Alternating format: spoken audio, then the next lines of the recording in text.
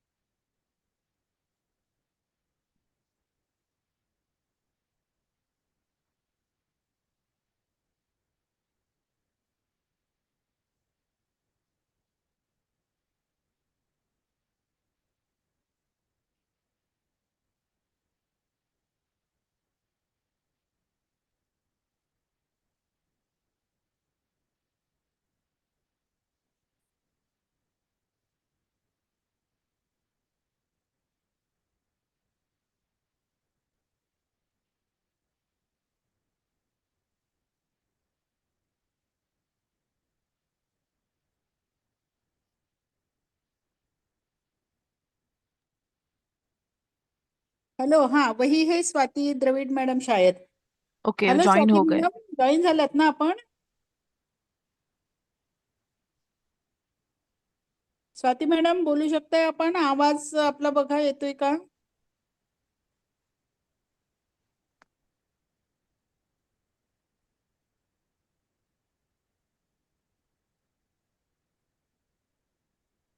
कदाचित मला वाटतं त्यांना पुन्हा बॅक जाऊन परत जॉईन करावं लागेल. हो. स्वाती मॅडम, तुम्हाला आवाज ऐकू येत असेल तर तुम्ही पुन्हा बॅक जा आणि परत जॉईन व्हा.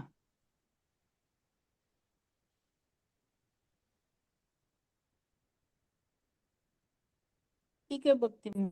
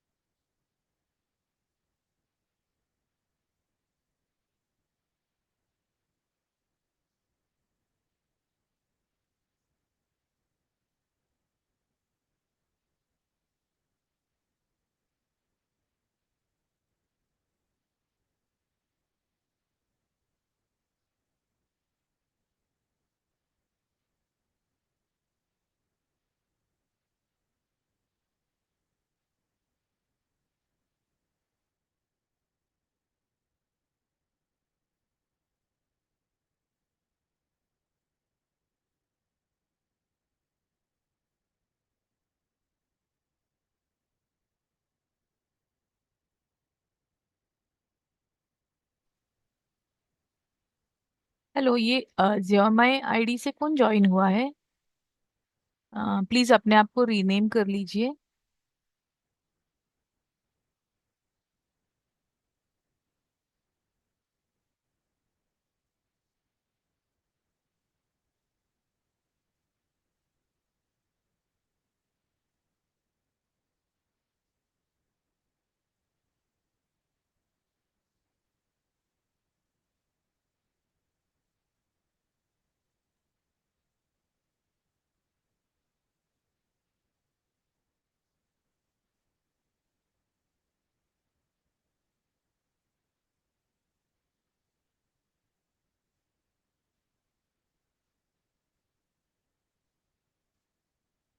अच्छा है।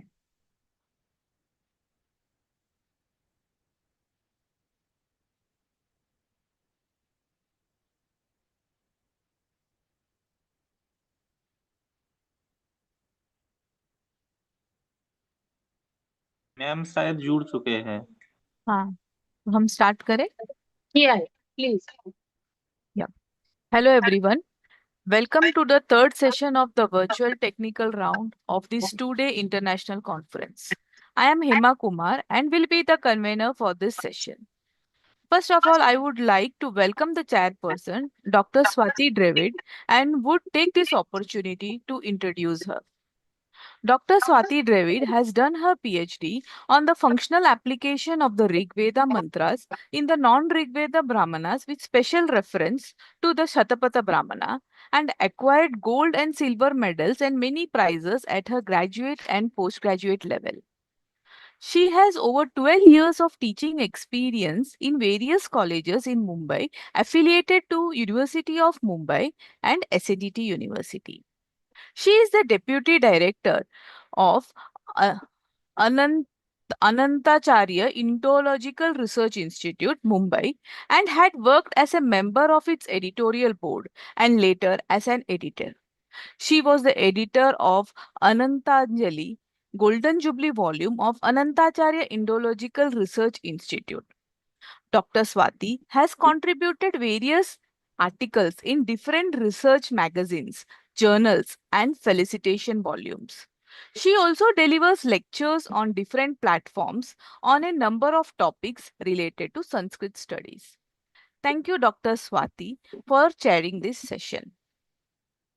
Now, each participant will be given 5 minutes to present their paper. I request the participants to talk about their title and conclude the same within the stipulated time. Now I invite Padmashri Manur to start her talk.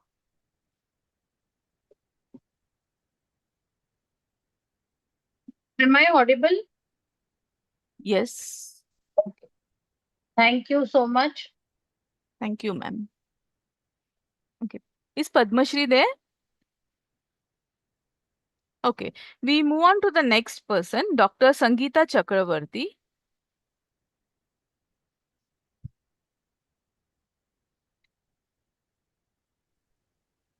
Namaskar, madam. Namaskar. Myself, Sangeeta Chakravarti. My topic is exploring new path through Indian wisdom. The introduction is the modern world is facing unprecedented challenges.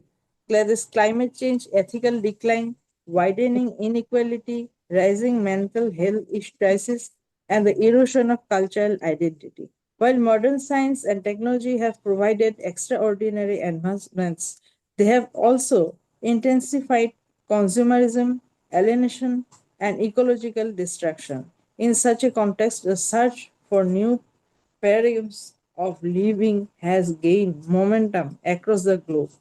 Indian wisdom, evolved over thousands of years, is not a relic of the past but a living tradition.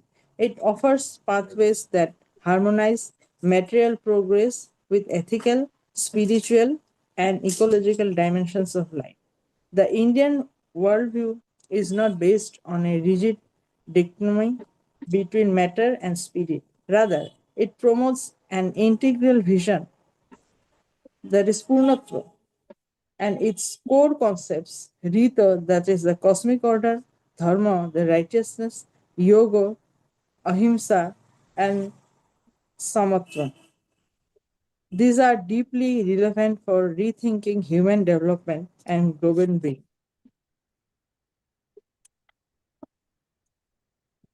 This paper explores the possibility of new paths through Indian wisdom by examining its philosophical foundations and practical applications. It is divided into several sections. Number one, foundation of Indian wisdom.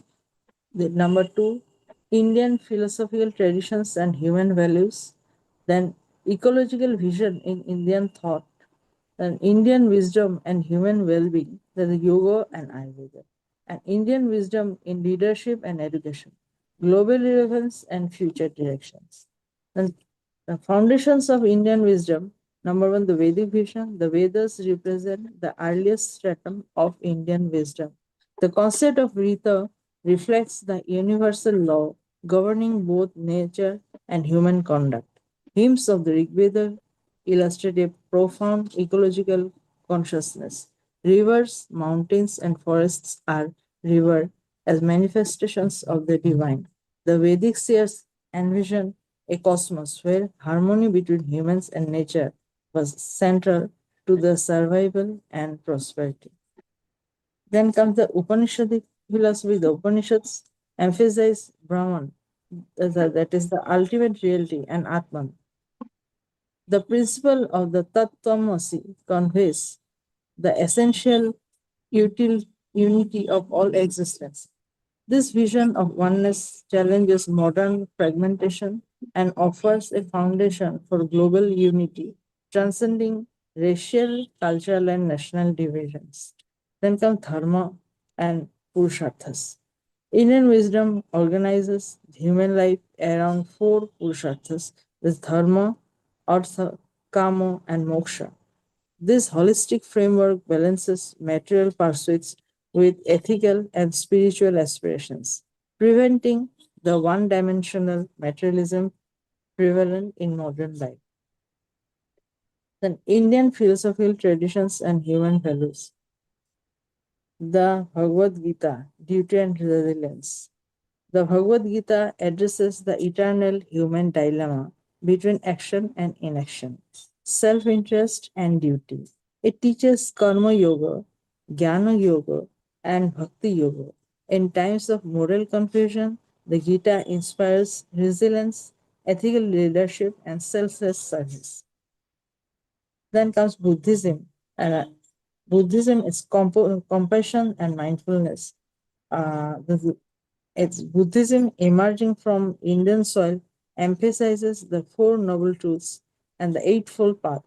The compassion, the karuna, and mindfulness are central to Buddhist ethics. In modern contexts of violence and anxiety, Buddhist insights offer new directions for peace building and mental health. In Jain philosophy, the Jain philosophy radicalizes the idea of nonviolence, ahimsa, and respect for all forms of life.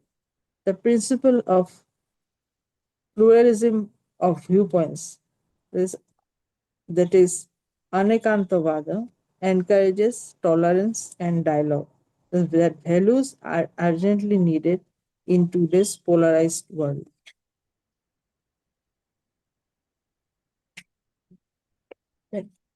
Ecological vision in Indian thought. On the nature as sacred.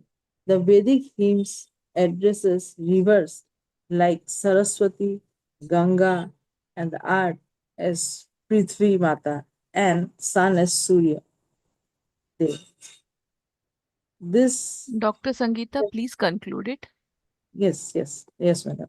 This secularization of nature discourses exploitation and fosters ecological responsibility. The concept of yajna, the Vedic yajna sacrifice symbolizes reciprocal relationships between human and nature. The offering to fire and deities acknowledges interdependence and the need to maintain cosmic balance. And modern relevance is that in age of climate change, Indian ecological system provides a spiritual foundation for environmental ethics and sustainable development policies. Concepts like Vasudhaiva Kutumbakam, the world is one family, inspire global cooperation in ecological efforts and other efforts also. Thus,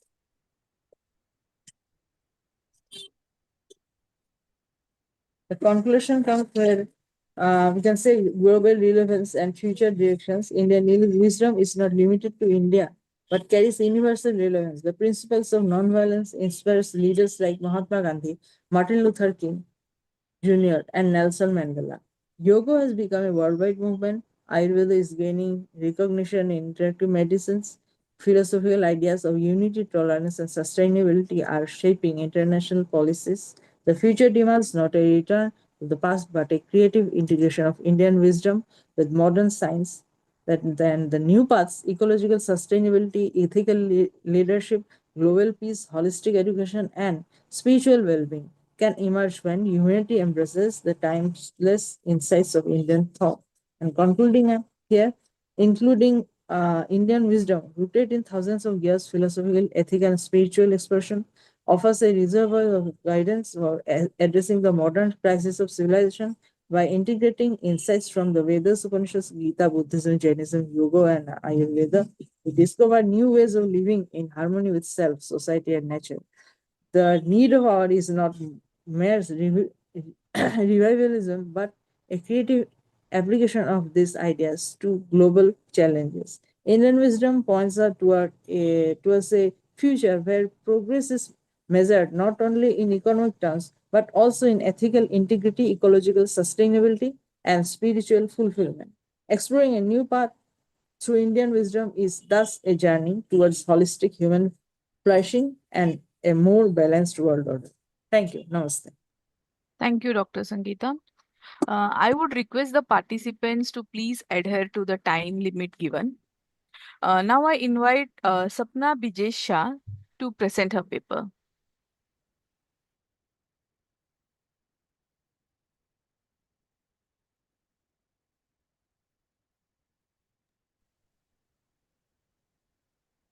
Okay, next I invite Dr. Saroj Sevda to present her paper.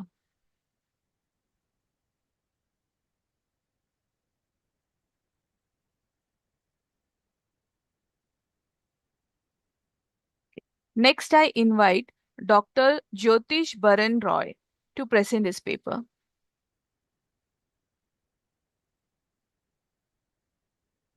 Dr. Jyotish.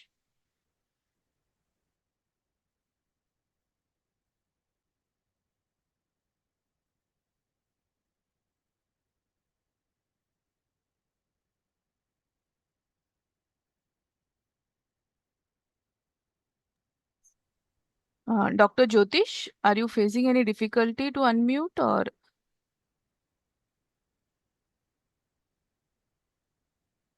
Am I audible? Yes, ma'am. Okay.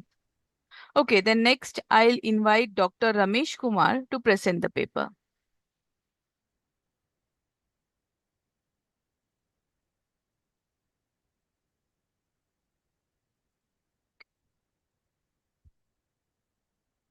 Okay.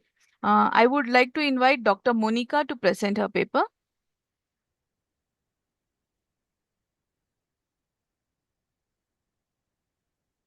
Okay. Okay.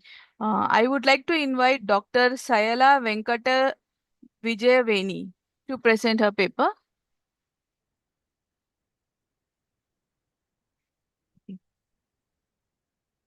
Okay. I would like to invite Manish Gavkar to present his paper.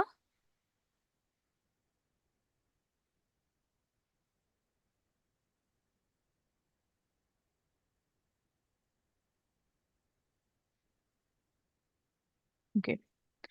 Saili Amol Damdare, please present your paper. Yes, madam. Am I Thank you. audible? Yes. Hello? Yes, you are audible. You can start. Thank you. Sarvebhyo Namo Namaha. I am Saili Damdare, a student of Mumbai University pursuing MA. I firstly congratulate to the Global Sanskrit Forum for conducting such a wonderful online conference for 2 days and give us an opportunity to present a small portion of our paper. My paper is based on the study of Panchanga, an important aspect in studying Jyotish, which again is one of the important Veda Shadanga. We all understand the vitality of each of the Veda Shadangas. They are Shiksha, Kalpa, Vyakaran, Nirukta, Chanda, and of course Jyotish. Vedasya Chakshuhu Kila Shastra Metat. Jyotish is considered as an eye of Veda. So nowadays we consider Jyotish as astrology, that is predictive science of understanding about any person's life. This was not so in ancient times. Jyotish then meant understanding or the planetary position or the Khagola Shastra, astronomy and astrology, that is Jyotish as we take it today, all together. Siddhanta, Sanhita and Hora were the three major pillars on which Jyotish Shastra was based. In that, we used to study Kala, concepts like Kala, time, eclipses, orbits, difference between or different distance between two planets, like that, and many other ancient sciences like mathematics, Kalamapana Shastra, Tarka Shastra have emerged from Jyotisha Shastra. Here I want to study Panchanga because in those days, that era was known as Vaidika era, or Vaidika Sanskriti was more prevalent, and each one used to perform yajna, may it be on a huge scale or may it be at home, like Agnihotra. And for that, these 5 elements or Pancha Anga was extremely necessary. Panchanga we can describe as Indian calendar also. It consists of 5 elements that, as I said, and they are Tithi, Vasara, Nakshatra, Yoga, and Karana. Tithi, we know there are, it is based on basically lunar movement, 15 days each of Shuddha Paksha, Shukla Paksha, and 15 days waxing and waning moon. It is dependent on that. And we get that lunar month on Tithi, based on Tithis. Vasara is nothing but a var or a day. We take a sequence like Ravivar, Somvar, Mangalvar, like that day, Sunday, Monday, Tuesday. That specific order of days is considered as Vasara. Nakshatra, we all know, it is constellations, fixed constellations in the sky. They are so beautiful, and we all have heard a lot of stories of all these 27 nakshatras from Puranas. They give nice stories. Yoga and Karana were main. Yoga are also 27 yogas, and each yoga has its own different phala. And Karana is the half portion of a tithi, which mainly used by Yagnika while doing all this Yagnik Parampara. Though it was mainly used for the purpose of Yajna, it was commonly prevalent for using day-to-day life was based on this Panchanga. Okay. I will not explain each of these elements in detail, but will concentrate mainly on one aspect, that is Vasara or Vara. As I explained, there are 7 Vara, starting from Sunday till Saturday. And the order is fixed. That 7 Vara order is fixed. But do we know why this specific order is there, or we follow this specific order? The answer lies in Jyotish or astrology. There we get one sutra which says Shanir Jiva Kujaschaiva Ravihi Shukra Budhendavaha Evam Kramena Vidneyaha Kala Horeshvara Grahaha. Okay. The sutra is, when we decode this sutra, we get exact order of this Vara. What does it indicate? Shani, that we know Saturn. Jiva is Guru. One name of Guru is Jiva. Kuja means nothing but Mars, Saili, Mangal. Yeah, please yes. conclude your presentation. Yeah, 5 minutes yeah, it's up. Yeah. just yeah. Kuja is Mangal. So this order of these planets is given, and what we var are taken on this order only, but not after Shani. It doesn't come Thursday, but it comes Sunday. Why is it so? 3 cycles of are happen in this order only, this sutra, because in a day there are 24 horas, and each hora is governed by one planet in this order. And that is why on the Saturday, if Shani as hora is taken first, on Sunday, after considering this cycle of 7 planets, 24th hora will be of suns, which follow on the next day, that is Sunday. That is why Var cycle comes like this. And why I want to study Panchanga in specific, we have to give to our next generation this all important information of these 5 elements, that is Tithi, Vara, Nakshatra. As just now we completed this Ganesh festival or Navratra, we have our children must know that each festival comes on a specific nakshatra, and we have to know this important information. That is why I wish to study on Panchanga. Thank you. Thanks. Thank you, Saili. I would like to call Manisha Doshi for presenting her paper. I would like to call Jyoti Pandey. No. Okay. I would request Dr. Amrish Vasantakare to present his paper. Yes, ma'am, I am here. Am I allowed to share the PPT? Yes, you are. Yes. I have sent the request. Yeah, I have accepted it.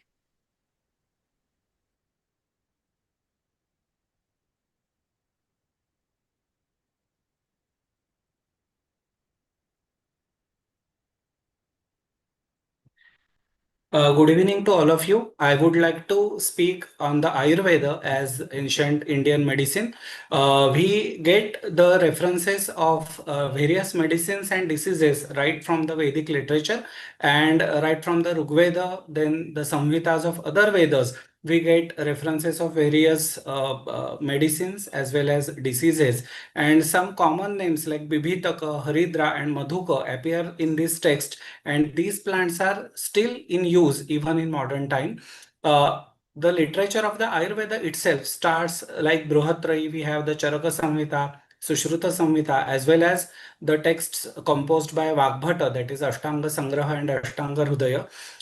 As well as we have a tradition of non-Ayurvedic texts like Bruhat Samhita of Varahamihar, which is basically a text of Jyotisha, and some Puranas like Agni Purana. They have a number of references pertaining to Ayurveda. The Charaka Samhita was composed in 1st century, the Sushruta Samhita in 4th, and Ashtanga Sangraha and Ashtanga Hridaya in 6th and 8th centuries respectively. So we have the tradition of 2000 years in this field. And right from the time of Atharva Veda, this tradition was going on, and the references in Ayurveda mention that they are devoted to the tradition of the Atharva Veda because rituals to cure diseases are present in the tradition of Atharva Veda. However, in the Vedic period, those types of practices were magico-religious in nature. That is, some mantras were chanted, some ritual was there. It was presented along with giving some treatment using some plants, and therefore the treatment based on mantras and rituals was called Daiva Vyapashraya, while the employment of medicinal plants by proper diagnosis and treatment was given, that was called as Yukti Vyapashraya. And in the tradition of the Ayurveda, we see that as the time progressed, the Daiva Vyapashraya was kept aside and the stress was given on the Yukti Vyapashraya Chikitsa. They also knew that various types of plants which we used in treatment, each plant has its own part which is useful in the treatment. For some parts, the roots are useful. For some plants, the stems are useful. Or some other diseases, we have to use flowers or fruits of some plants. For example, I have given here some references like Vatsanabha or Shatavari. Here we use the stem or the roots of these plants. For Chandana or Yashtimatu, we use different kinds of stems as well as fruits. Some plants like Dhataki and Madhu, we use the flowers of these plants. And other plants like Hingu, Gugulu, and Laksha, we use the resins or the sap which we get after cutting the trees. So this was the tradition in the Ayurveda. We get a number of things used for classifying the herbs. They have given the classification according to the part to be used, like Shaka Varga, Dhanya Varga, Phala Varga. Sometimes we find that the usage of the plant for which the disease is there, and we are using the plant accordingly, the distribution is made. For example, Vamana Varga are the plants which can be used for giving the vomiting sensation to the person, or for some other purpose we have the Virechana Varga like that. And according to taste also, sometimes they are classified like Madhura Varga, which we have the sweet tasting plants, Amla Varga, sour tasting plants, and like that. So all these things are there, and we get the information about medicinal herbs which is collected in a different types of texts called as Nighantu. We know the Nighantu and Nirukta in the Vedic tradition, which is the sort of thesaurus of Vedic words. Similar Nighantus are present in the Ayurvedic tradition also, like Dhanvantari Nighantu, Raja Nighantu, and Bhava Prakash Nighantu. Then they were using different parts of plants to prepare different types of medicinal preparations like Swarasa, Kalka, Vatha, Hima, Fanta, etc. And later on, we also find that use of Churna, Siddha Ghruta, etc. was also going on. So Hello. we Hello. have a long tradition of 2000 years, and these plants which were, yes, which were used in ancient times are also useful in modern times. We know these names like Chandana, Triphala, Haridra, Kumari, Nimba. So we can say that for 2000 years this tradition is going on, and even in modern times we are using these plants according to Ayurvedic tradition. So to conclude, we can say that Indian medicine, that is Ayurveda, is a knowledge system that has developed on specific scientific principles, and hundreds of texts composed in Sanskrit are available for study, and many of them are still in manuscript form. So in modern times, if we try to do research in this field, much new knowledge can surface in this particular section also. And the studies in this science will bring forth the importance of Indian knowledge systems in modern times, because this branch, that is Indian medicine, is related to the day-to-day life of a human being, even in modern era. And Sanskrit, being the language of knowledge, proves to be the backbone of IKS, especially in the field of health sciences like Ayurveda and Yoga. Thank you. Thank you, Dr. Ambrish. I think Dr. Jyotish Baran Roy.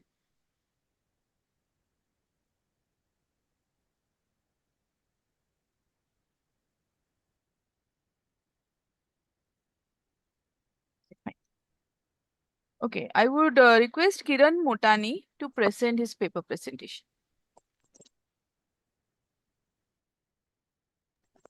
Sorry, I'm here only as a student part. Okay, no worries. I request Dr. Akalpita Sapre to Yes, present I'm her here. paper. Thank you. May I start? Yes. The title of the paper is The 14th Vidyasthanani, Pillars of the Indian Knowledge System. Education in ancient India was never confined to mere vocational training. It was a transformative process integrating spiritual insight, moral values, and practical skills. The concept of Vidyasthanani captures this holistic ethos. The classical tradition identifies 14 such Vidyasthanani, collectively known as Chaturdasha Vidyasthanani. These encompasses Vedic literature, auxiliary sciences, that is Vedangas, and additional branches of knowledge essential to complete understanding of the world. This paper investigates their historical development, internal classification, pedagogical goals, and significance within the broader Indian knowledge system. Classification of 14 Vidyasthanani. Traditionally, these are grouped as follows. 4 Vedas, that is Rigveda, Yajurveda, Samaveda, and Atharvaveda. Core revelations of sacred knowledge. 6 Vedangas, that is Shiksha, phonetics, ritual, kalpa, grammar, Vyakarana, etymology, that is Nirukta, meter, Chandas, and astronomy as well as astrology, that is Jyotisha. And 4 Upangas or subsidiary disciplines, Mimamsa, Nyaya, Purana, and Dharmashastra. This categorization integrates revealed knowledge, that is Shruti, with Smruti-based sciences, highlighting a version of learning that is simultaneously metaphysical and paradigmatic. I'll read the conclusion. These 14 Vidyasthanani represent the heart of the Indian knowledge system because they combine many types of learning, moral values, and a broad view of life. Studying them helps keep our cultural heritage alive and also guides today's education to go beyond narrow subjects. By studying and updating these ancient areas of knowledge, modern scholars can use this rich tradition to create an education model that is useful and meaningful for the whole world. Thank you. Thank you, Dr. Kalpita. Now I would like to invite Dr. Sharda Verma for presenting her paper.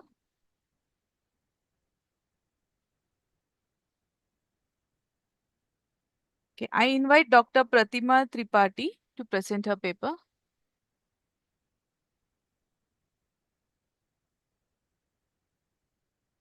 I invite Dr. Praveen Sharma to present his paper.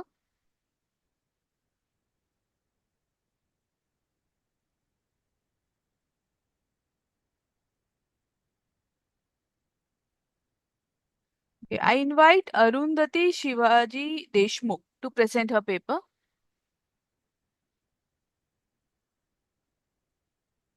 नमो नमः। मेरा आवाज आ रहा है? Yes, you are audible. You can start. Yeah, thank you. तो मेरा विषय मंत्रोच्चार एक प्राचीन भारतीय ध्वन्योपचार है जो भारतीय परंपरा में ध्वनि को केवल शब्द नहीं बल्कि ऊर्जा माना गया है। उपनिषदों में नाद ब्रह्म की संकल्पना मिलती है, अर्थात पूरा ब्रह्मांड ध्वनि से उत्पन्न और संचालित है। इस दृष्टि से मंत्रोच्चार केवल धार्मिक अनुष्ठान नहीं है बल्कि मानसिक, शारीरिक और आध्यात्मिक उपचार का एक सशक्त माध्यम है। इसका कंक्लूजन निष्कर्षतः हम यह कह सकते हैं मंत्रोच्चार भारतीय संस्कृति की वह अद्भुत देन है जिसमें आध्यात्मिक साधना और स्वास्थ्य चिकित्सा दोनों का समन्वय मिलता है। ऋग्वेद और सामवेद में जहाँ ध्वनि और स्वर की शक्ति का वर्णन है, वही उपनिषदों में ओम और नाद ब्रह्म को सृष्टि का मूल कारण बताया गया है। प्राचीन ऋषियों ने ध्वनि की इस शक्ति को केवल पूजा अर्चना में नहीं बल्कि मानसिक शांति, प्राण शक्ति और रोग निवारण के साधन के रूप में भी अपनाया है। आधुनिक विज्ञान अब जिस साउंड थेरेपी या वाइब्रेशन मेडिसिन की बात करता है, उसकी जड़ें वास्तव में हमारा वेदों और उपनिषदों में ही निहित है। आज के समय में जब मानव जीवन तनाव, चिंता और असंतुलन से जुड़ा रहा है, तब मंत्रोच्चार की यह परंपरा हमें मानसिक स्थिरता, शारीरिक स्वास्थ्य और आत्मिक शांति प्रदान कर सकती है। इस प्रकार मंत्रोच्चार केवल अतीत की धरोहर नहीं है बल्कि भविष्य की होलिस्टिक हीलिंग सिस्टम भी है। आवश्यकता है तो बस इसे आधुनिक शोध और विज्ञान की दृष्टि से पुनः परिभाषित करने की, ताकि विश्व स्तर पर इसका लाभ मिल सके, सबको मिल सके। Thank you. Thank you, Arundhati. I invite Dr. Manjiri Jitendra Bhalerao to present her paper. Hello, good evening. I will switch my video off so that I will have a better bandwidth. Okay. The title of my paper is An Overview of the Indian Architectural Traditions in the Sanskrit Text. As we know that right from Rigveda, we get the evidences of various deities which were worshipped for a better construction or the before the construction. So in Rigveda we have Vastoshpati Devata, then we have in Atharvaveda we have Gruhaswamini Devata. In Brahmana texts also we get the reference to the construction of Yupa, Yajnavedi, etc. So in this way, through the Sutra text also we have certain references for the construction. Where in Gruhya Sutra we have the various rituals which they have given various rituals which were performed while making the Vastu Rachana.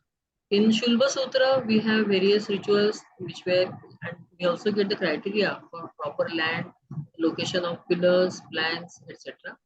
Later on we find that in the epics, then in Kautilya's Arthashastra, plus in the Purana texts like Matsya Purana also, we have various references to the construction of architecture, various types of architecture.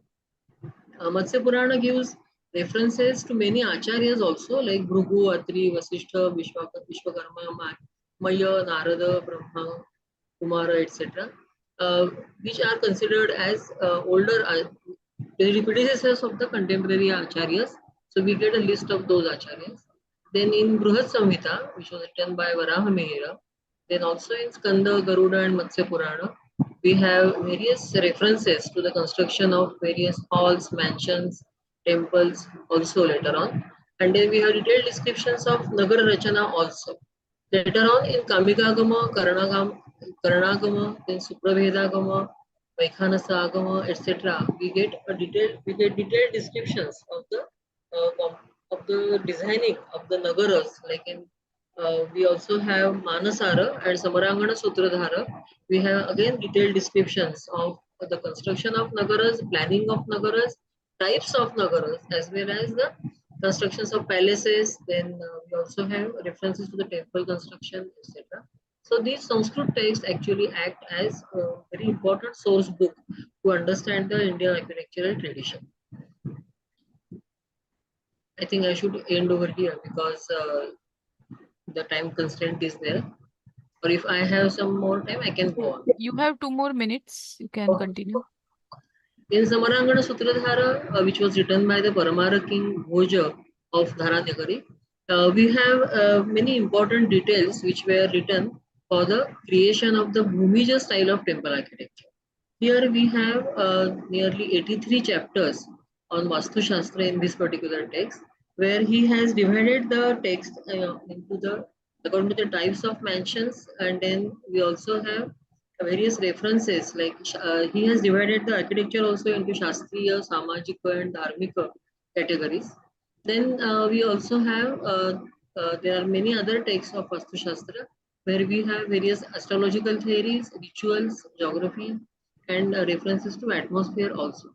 In Manasara, we get again a detailed discussion of all the types of arts and crafts and construction of palaces, interior decoration of the mansions, town planning, and Nagara Dravida and Vesara styles of temple architecture, etc. So these important texts can be used as source book to understand the Indian architectural traditions. Yeah, I think I should end my presentation over here. Okay, thank you, Dr. Manjiri. I invite Bipat Tarana Ruidas to present the paper.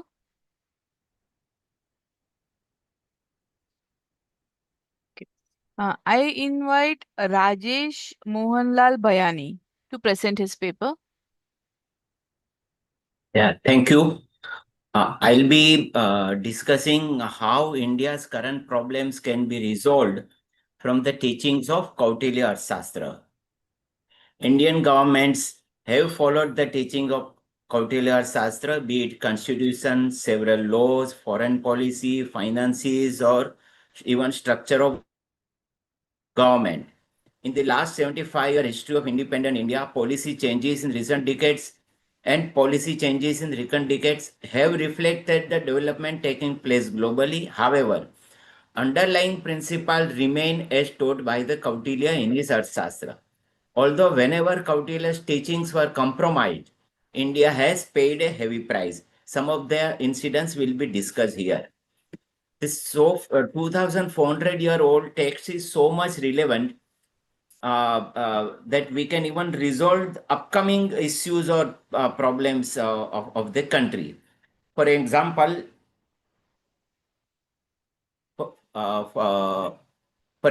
India preferred to remain a democratic country post-independence, but the governance pattern of Kautilya has been retained.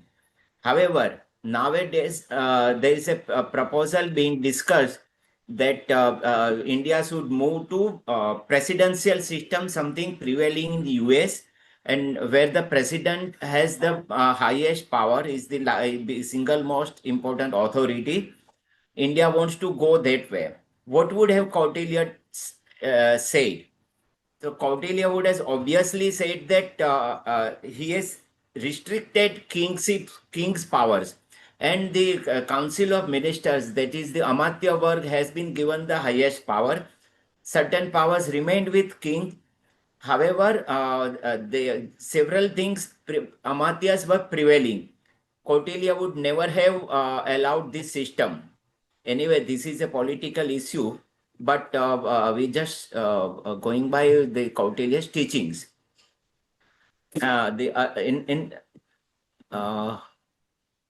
Whenever Kautilya's teachings were ignored, India paid the price. Kautilya has never compromised the unity of India. Now, post-independence, the separating Bangladesh and Pakistan from the country as a precondition for independence, if seen from the Kautilya's lens, it was a mistake. He would not have allowed it. He has always spoken about the unity of a nation, and he did so during his time also. And now we shift in India's defense ministry. The underlying message is that is known as defense ministry, and India means defense. India will not initiate any war. But there is a case in 1962 during Indo-China War where two things were ignored. One, in the Mandaluyong, where the country is sharing the border is known as Satru, that is enemy. And on the border, there has to be a highest level of vigilance. And second point is that Chanakya has always spoke about Amatya Pariksha. So whenever a minister is appointed, or even after that, the 4 types of tests he has suggested. Now, during 1962, the then defense minister was blamed for not being so vigilant on the border. Army's advices were ignored, and even development taking place on the border was not taken seriously. So this thing violates both the advices of Kautilya, and that is we all know the price that we have paid during those days. So alertness of minister is so much important, and if not done, it's a big miss. Now, friendship with bordering nations. This is friendship with enemy of enemy or friend of enemy. How it is useful. So India has developed a friendship with Russia. It was useful when America sent army in the help of Pakistan during the Bangladesh war. And exactly at the time, India used Russia's friendship, and Russia also stood by India, and that is how India could win that war. Second, even in today's context, when the USA is imposing very high tariff on several nations, including in India, India has continued to stay with Russia and continued to do business with Russia because it's always remained a friend indeed. Similar friendship has been used by India to form a joint front, that is India, China, and Russia, to counter the US move and to put pressure on US to come to terms and negotiating table again. So this is how Rajesh ji, can you conclude? I'm coming Yeah. to conclusion. Okay, thank you. There is a need to teach Kautilya Arthashastra as a part of economic management and law curriculum. what is happening after the new education policy is that this text or relevant section from it are in syllabus. Sometimes only introductory teaching is happening. There is a need to contextualize Kautilya's teaching with the existing textbooks of management or economics, and so that student gets the idea about how the Kautilya's teachings are useful even in today's life. It should not be only left to just an introduction of the text, and then it is left to the student to contextualize it. Thank you. Thank you, Rajesh ji. I invite Harshal P. Kore to present his paper.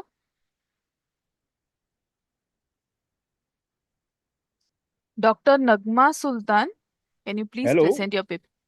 Yeah. Hello, ma'am. Yes, Jyotish Hello, Baran ma'am. Roy. Thank you, ma'am. Thank you.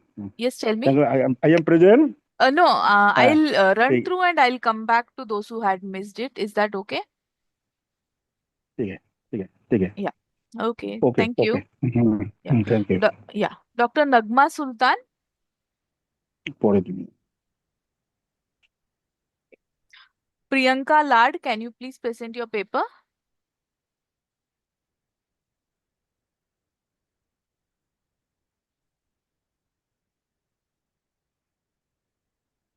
Dr. Hrishita Gupta Bakshi.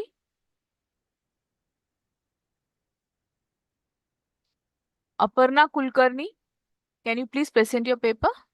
Yes. Am I audible? Yes, you are audible.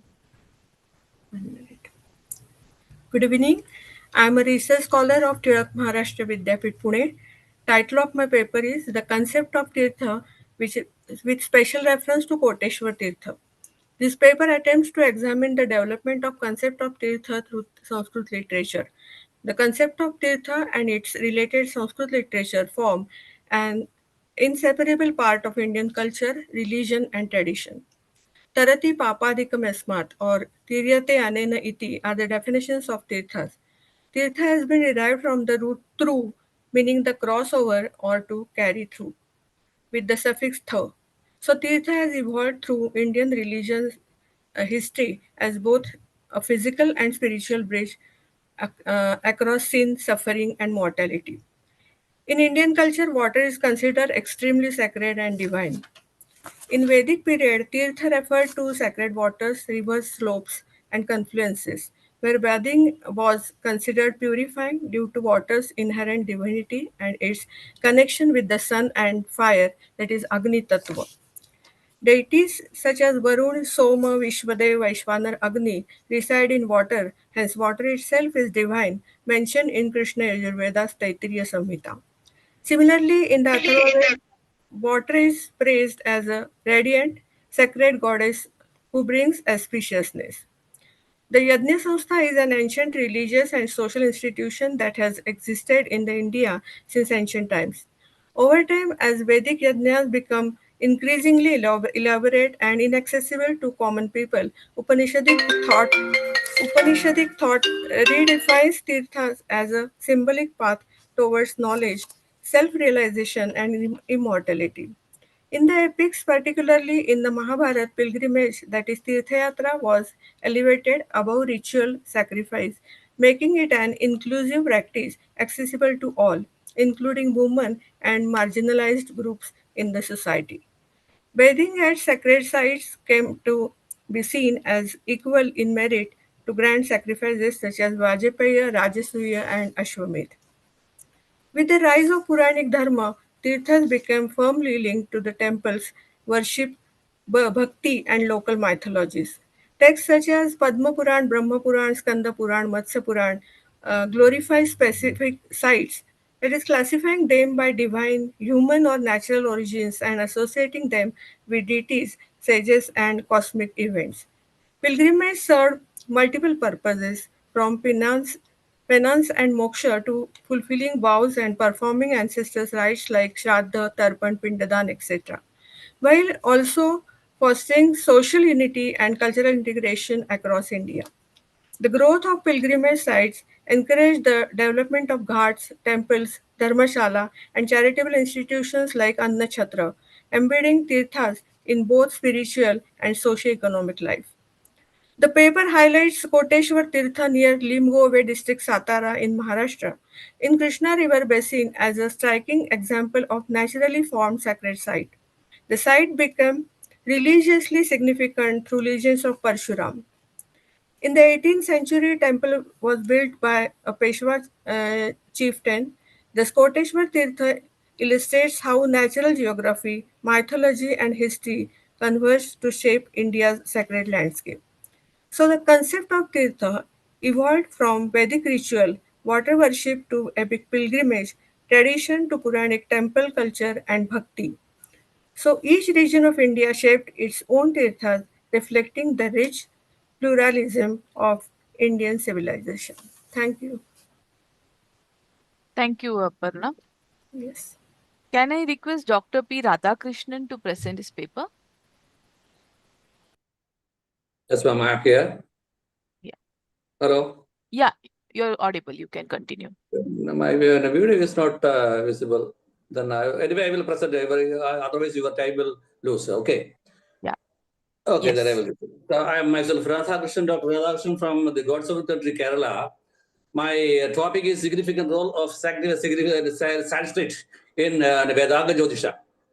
On the verge of rational hypertension regarding probability against the Dharma Shastras are going on, it is the right time to discuss about the synchronic conventionality of the astrological intelligence under Indian knowledge base. Sanskrit is one of the classical dialects synchronically known as Deva Bhasha, originated from the Indo-Aryan division of the Indo-European discourse, the schools of thoughts are saying so. It is considered as divine in view of the unique scriptural format with intuitive vision as recorded against the celestial text of Vedas, Upavedas, and Vedanga Jyotisha. Sanskrit being the liturgical language enriching human culture of India and keeps an autodidact legacy over the period of 3,500 years with an incessant journey of enlightenment through the mass populace.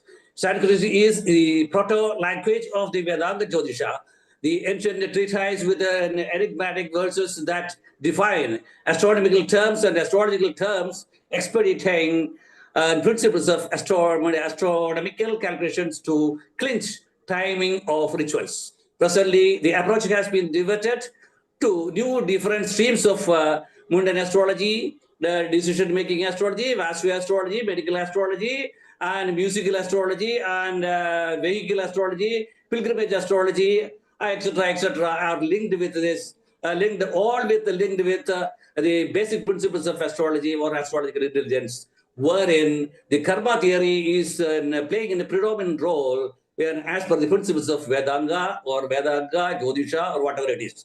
Then the first salutation hymns of Mukhara Shastra, that is the Dashaധ്യായി, says that Murtitye Barigilpida Shashrado Vatma Janmana Amatmit Vyadam Kradashuyadam Bharta Marat Jodisham Logana Prayode Shri Vivusha Anekata Yesrudo Vajan Aneka Kristilok Revi.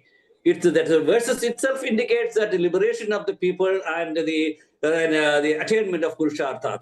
Even in Surya Siddhanta and Siddhartha, Samhita, Hora, everything is linked in astrology. Where in Surya Siddhanta, the calculations of Surya Siddhanta has been adopted by this NASA and other like institutions. From the very inception of the ancient civilizations, exceptional postulation of astrological intelligence has been entrenched among the populace and congregating apparent faith on celestial objects which regulate human affairs and ethical advancement. Astrological self-realization embodiments the dynamics of the phenomenal insights, fostering introspective sensations that enthrall the philanthropic choices affiliated to time, place, and causation. The Vedanga Jyotisha, being the science of sciences, keeps incontestable position amidst the traditional magnum opuses, which warrants boundless the stratagem of Indian knowledge system with mandatory directives to a constructive quotidian life. Its contribution to pure science principally assimilates the conclusions of the innovative intelligentsia and exceptional charisma of scriptural and affirmations substantiated by effective research generalizations. Jyotisha has been ultimately and extrapolated by non-directional fallacies of analytical methodologies with an half-baked knowledge. If you are approaching an astrology, maybe you will call it as a pseudoscience. Conventional wisdom remains irreplaceable that persists innate expertise concentrated upon the personalized instincts. In Vedic context, the experiential and concurred of resonating solutions arising out of an auspicious muhurta and temporal prashna. Everybody is speaking about the jataka, that is horoscope. No, it is not the right methodology to substitute a particular thing and evaluate the astrology that ensure ultimate benedictions for humanity conserving godly will. We seek this astrological support to know the godly will.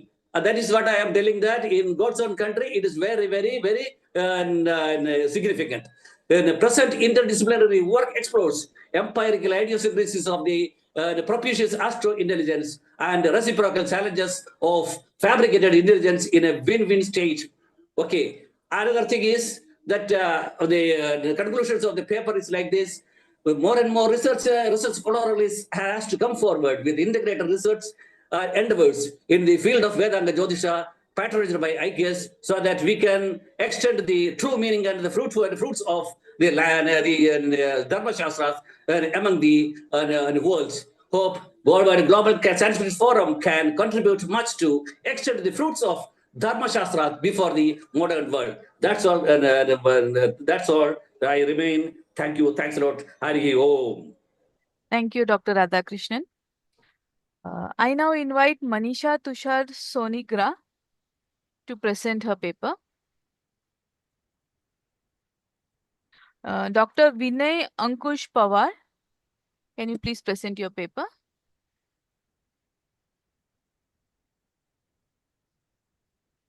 Hima Shekhar Rao, can you please present your paper? I call upon Bini Saikia to present a paper. Yes, ma'am, I am here. Yeah. Good evening, ma'am. As it is known to all that the Indian knowledge system cannot be imagined without Sanskrit language and literature. From the Vedic literature to the modern Sanskrit literature, all serve as the elements of Indian society and culture. We cannot imagine a society without Vedas, without Dharmasastras, without Ramayana, without Mahabharata, or Srimad Bhagavad Gita. This society reflects the existence of this literature for a long period.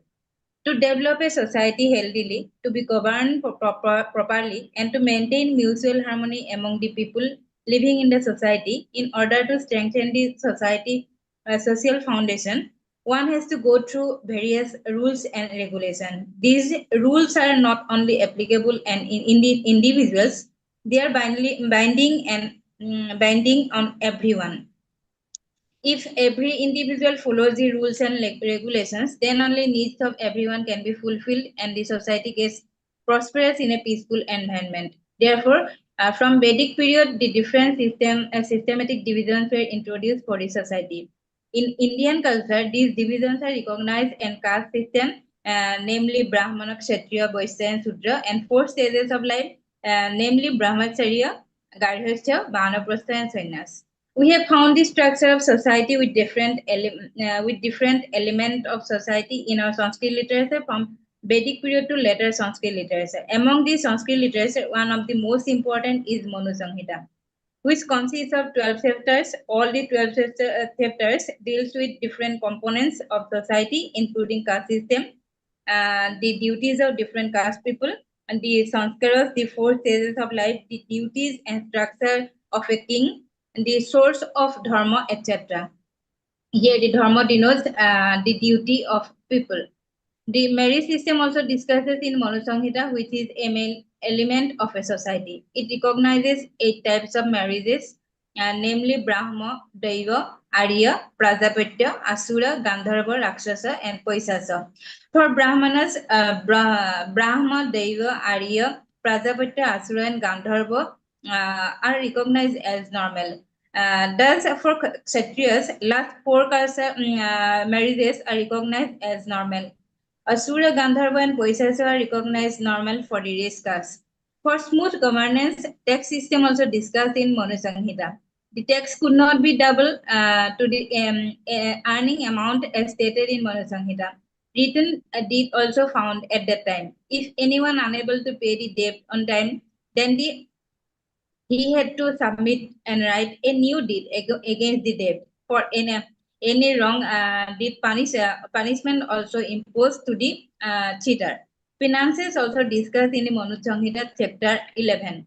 Thus, the Manu Samhita serves as a source for understanding ancient Indian society by codifying laws, social obligation, and the caste system. It discusses the dimensions to develop ideal structures of society based on the caste system, mentioning the different duties so that no conflict happens in the society which can destroy the peace of people. So I am my paper was on the Manu Samhita as a source of Indian knowledge system and as a source of Indian society and culture, which is in great detail discussed in Manu Samhita in 12 chapters. With this, I would like to conclude my discussion. Thank you, ma'am. Thank you, Bini Shaikya. Thank you. Yeah. I would like to call Manisha Ajay Doshi to discuss a paper.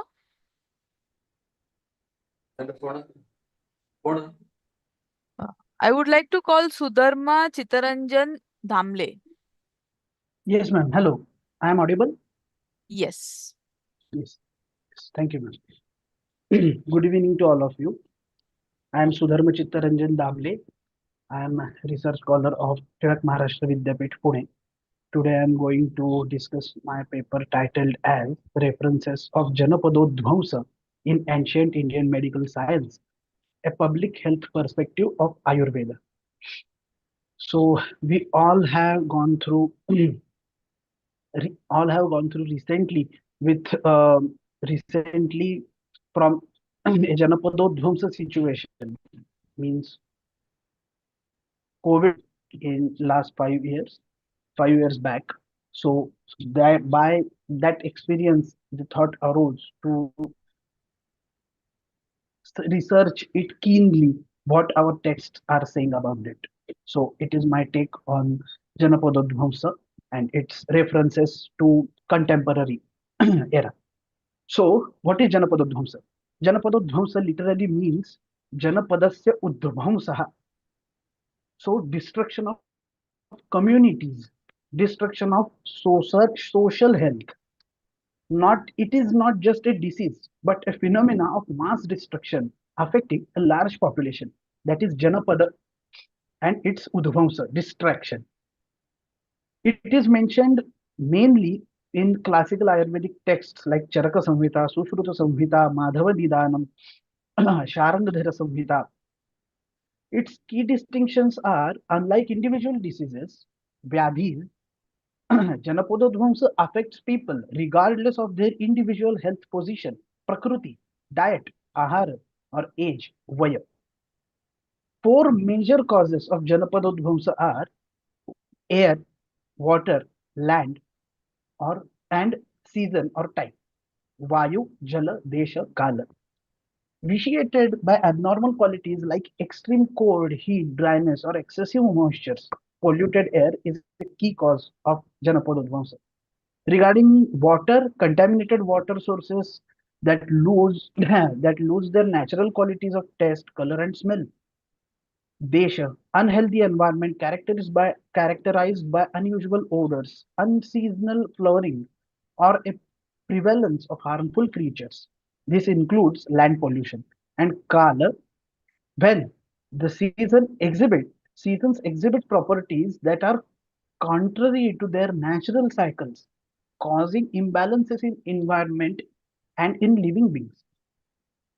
So the root cause. Here we can notice a philosophical ground of Ayurveda. So let's see. The root cause is adharma and prajnaparadha. What is adharma? Adharma is failing to follow our duty. Failing to follow our duty in relation with nature, collective unrighteousness, immortality, and lack of ethical conduct.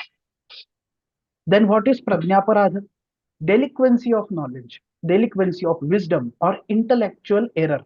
Means sometimes we think that we should do it in this way, but we cannot do in this that in that way, which was decided. So the root cause of adharma is delinquency of wisdom, prajnaparad, and it leads to the actions that are harmful to oneself, others, and the environment. So what is the connection between adharma, prajnaparadha, and janapadodvamsa? Is ancient texts argue that these collective moral and ethical failings manifest as environmental degradation, which in turns lead to janapadodvamsa. This perspective adds a spiritual and social dimension to epidemiology. Excuse me. What are the preventive measures then? Preventive measures, Ayurveda emphasizes preventive measures as the primary defense against janapadodvamsa. There is sthana parityaga, evacuating the place, the most effective strategy against janapadodvamsa. Relocating from affected area to a healthy one. This is analogous to modern day quarantine or evacuation protocols. Spiritual and ethical practices were also there. Sorry.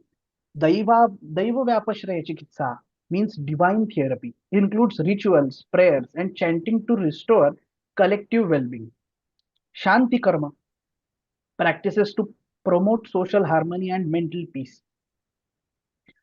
Modern relevance. What is the modern relevance of this, as we are here to discuss Indian knowledge system? So this is a take on that. Parallels to modern sciences. Epidemiology. The concept of common causal factors, Vayu, Jala, Desha, Kala, parallels the modern epidemiological triad of agent, host, and environment.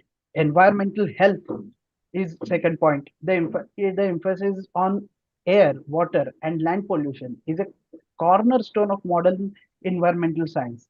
Holistic Please health. proceed to conclude it. Yes, ma'am. And holistic health is one more. So basically, the conclusion is the concept of Janapadodvamsa is testament of the profound insights of ancient Indian medical science. It offers powerful, holistic, and ethical framework for understanding public health. This unique perspective is valuable contribution of Indian knowledge systems to global health discourse. Thank you so much. Thank you, Sudharma. Okay, now I will move on to call from the beginning. If anybody had missed their chance and joined in late, they can do their presentation. Yeah. Ma'am, I am present. Yes, Jyotish Bharan Roy, you can do your presentation. Bharan Roy. Yeah, you can start. Presentation. Thank you, madam. I am present my topics.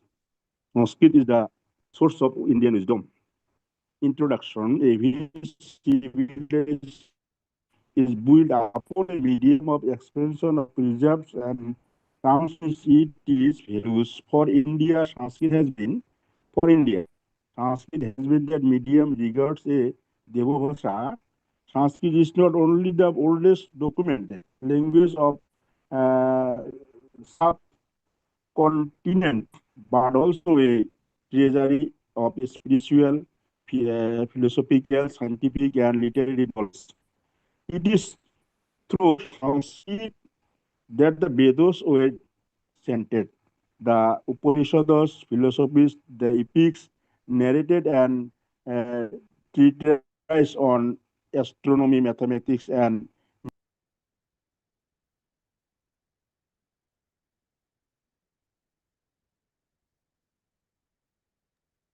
I think he had a bad network and dropped off.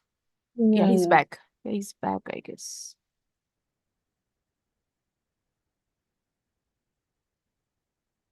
Mr. Jyotish Bharan Roy? combined Dr. sound. Roy, would you please speak a little louder? Common You are sound not meaning audible. and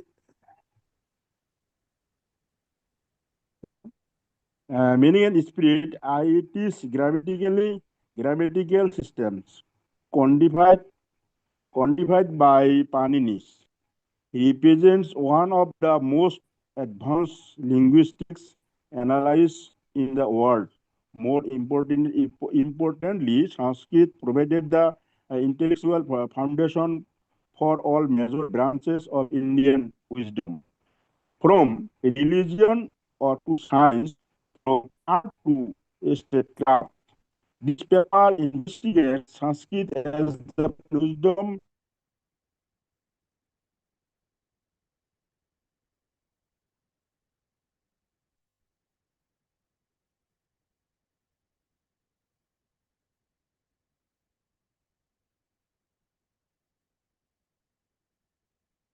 philosophy. Sanskrit is the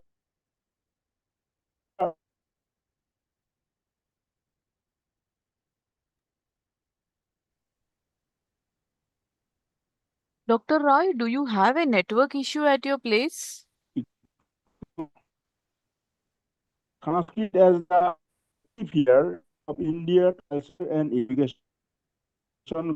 Six number global relevance of Sanskrit as the foundation of spiritual and philosophical thought. The Vedas, wisdom and faith in sound. The Vedas, the most ancient Sanskrit texts, embody the roots of Indian wisdom. There are not merely religious hymns by responsorious and metaphysical speculations, ecological reverence, and ethical insights. Concepts such as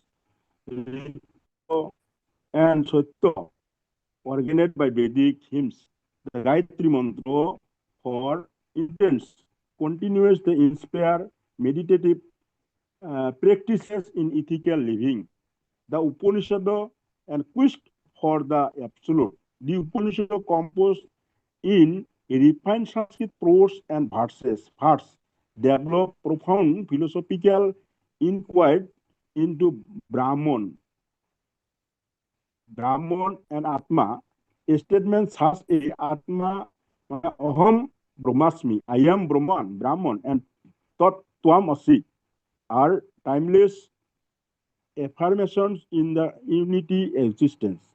They become the philosophical foundation of Vedanta in influence thinkers across the globe, including Scott Fenier and Narrow. Philosophy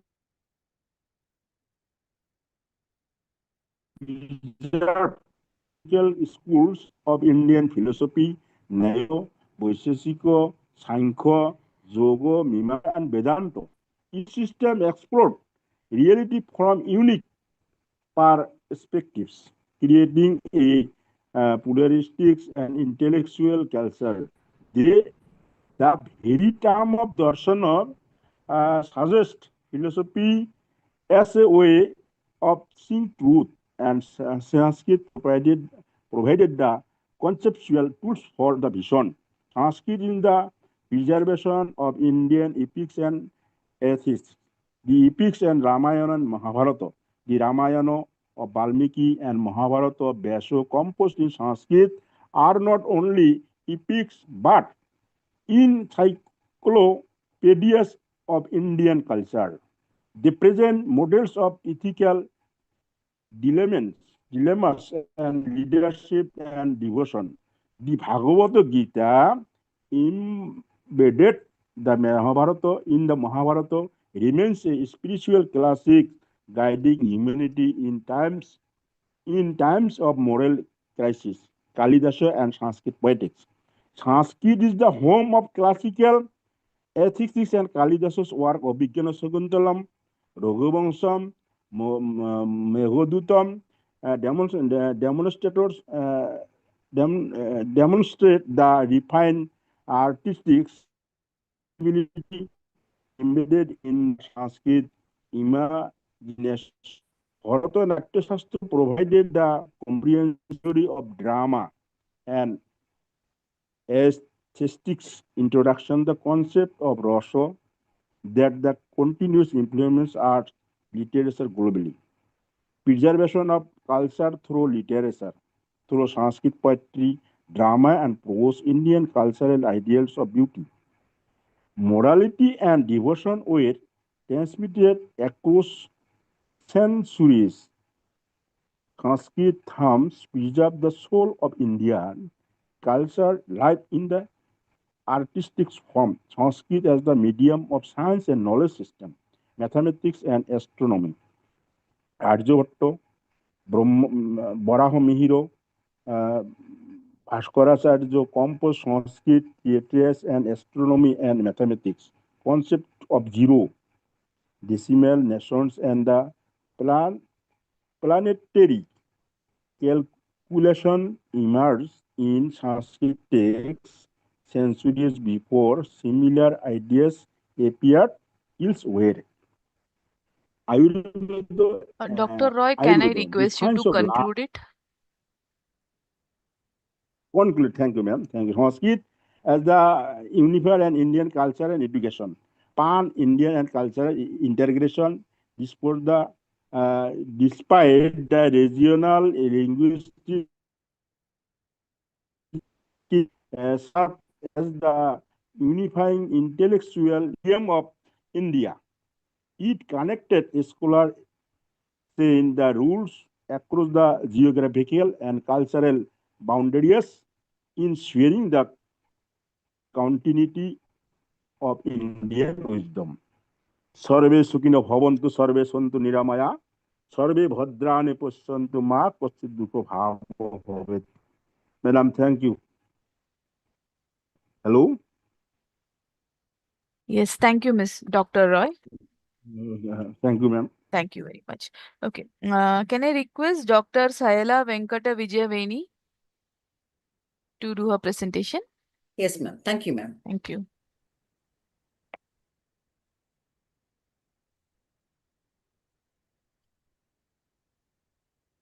And namaste to all. My name is Dr. Vijayaveni. I'm the faculty and SME of Department of Journalism and Mass Communication, Andhra University, CDOE. I would like to thank Department of Sanskrit, University of Mumbai and Global Sanskrit Forum, Maharashtra branch for conducting two-day virtual international conference on the topic, which is Sanskrit, the backbone of Indian knowledge system, which is IKS, and giving a great opportunity to present my research paper on the topic Sanskrit contribution to the literature, performing arts focusing on dance. As a classical dance performer, choreographer, and cultural journalist and author. And now I'm going to share the screen with my PPT. Please allow me to share the screen. Okay, ma'am. Thank you, ma'am.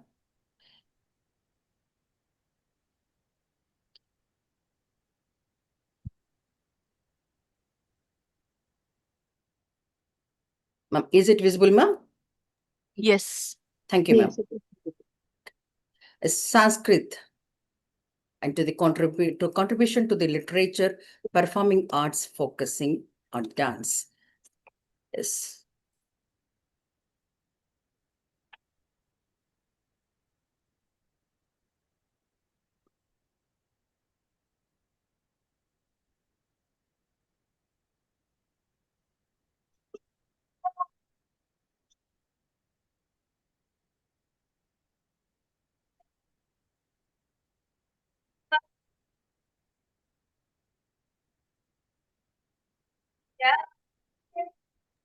Ma'am, is there any audio that is being played because we cannot hear your audio? Clear the audio, ma'am. No, we cannot hear the audio. You may have to share the sound or something like that. Song, ma'am. Ma'am, this is performance, dance performance. Can you see it, ma'am? Yes, we can see it, but we cannot hear any audio. Audio, ma'am.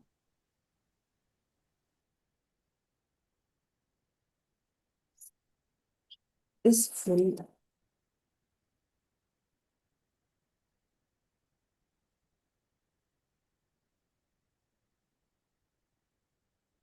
Yes.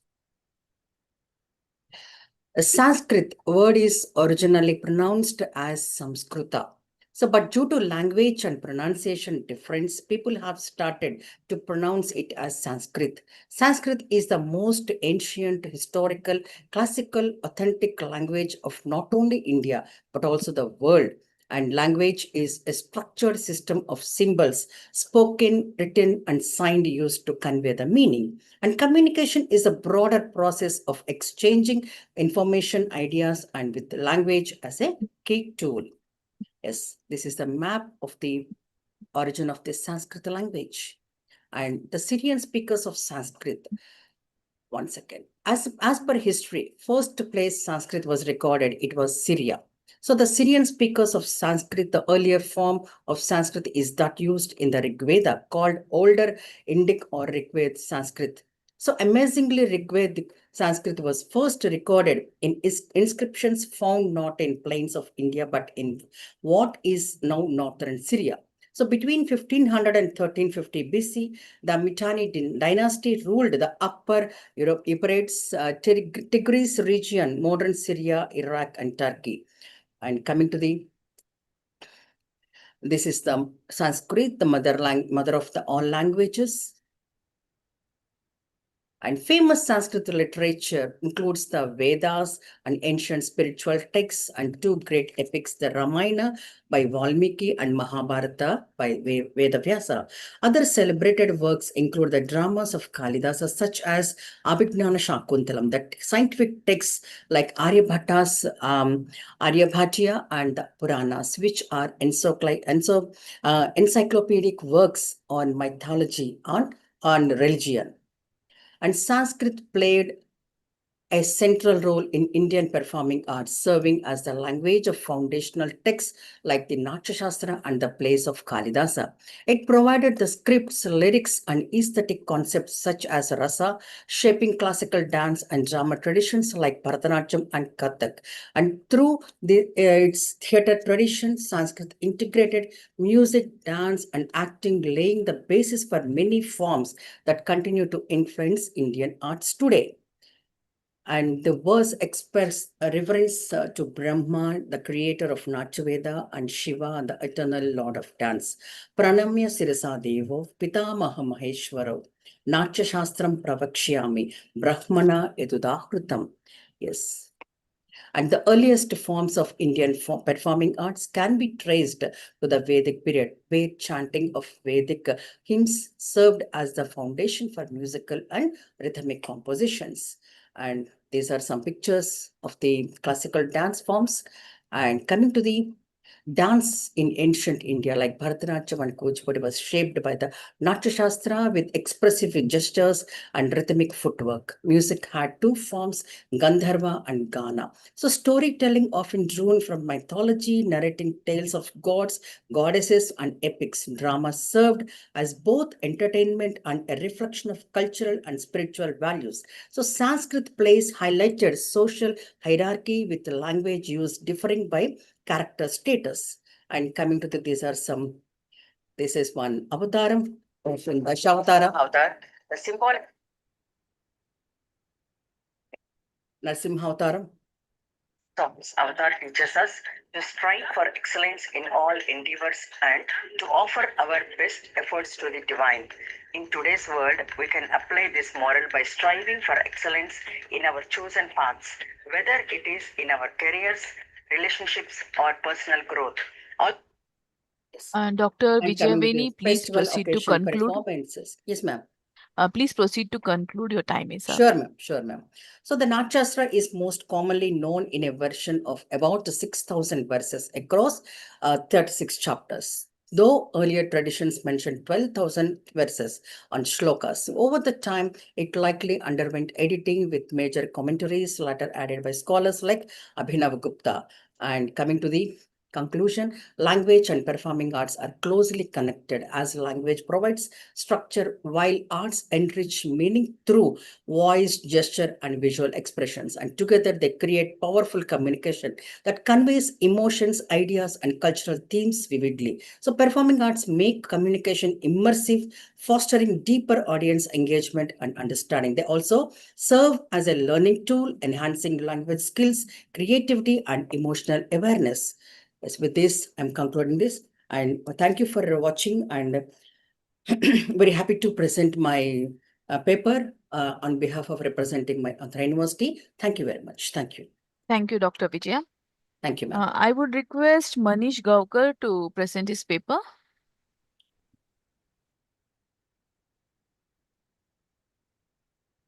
Hello, good evening.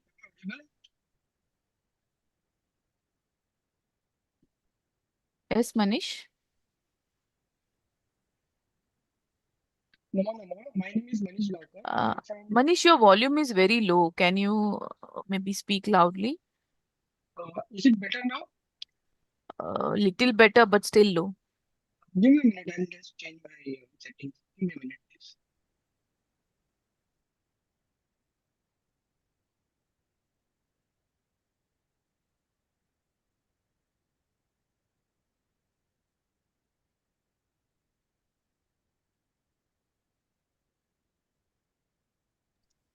Hello, am I audible now?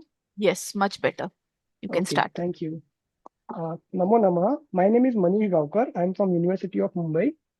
Topic of my paper is Cyber Deception and Command and Control Framework inspired by Kautilya's Arthashastra. In the digital age, cybersecurity battles resemble the asymmetric, information-driven conflicts described in the ancient text. The Arthashastra, composed around 300 BCE by Kautilya, is a comprehensive manual on governance, economics, and warfare, emphasizing deception, espionage, and strategic command to maintain power. Its principles of diplomatic warfare, open battles, concealed warfare, and Gudha Yuddha provide a blueprint for non-kinetic operations, mirroring modern cyber campaigns where attribution is obscured and effects propagate globally. Cyber deception involves luring attackers into traps to study their operations and disrupt them, while C2, the command and control, ensures coordinated response across the distributed network. Arthashastra's adaptive layered approach, integrating spies, fortified bases, and flexible hierarchies, often offer an antidote inspiring resilient cyber strategies.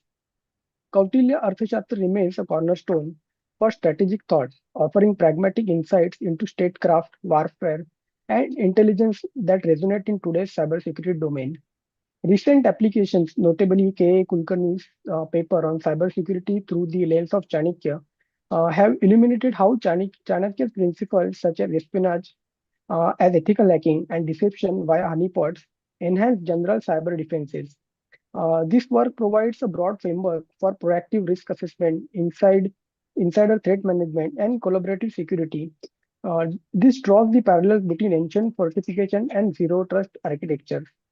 Similarly, Arthashastra to algorithms, this paper proposes a framework incorporating proactive risk assessment and deception tactics for resilience against cyber threats. This paper extends this contribution by narrowing the focus of Arthashastra deception modalities, that is Gudha Yuddha, and C2 hierarchies, which emphasizes monitored adaptive command structure for resilience.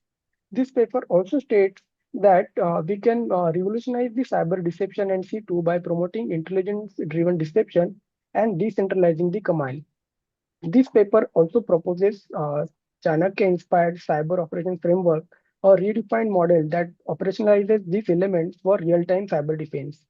And we also aim to address the gaps in operationalizing these ancient tactics for cyberspace, which is unique, which has unique dynamics such as attribution to change and rapid threat evolution. If we look at the Arthashastra, it teaches the rulers to protect their kingdom through spies, secret communication, and deception. In the digital age, hackers act like spies. They infiltrate, collect secrets, and spread confusion.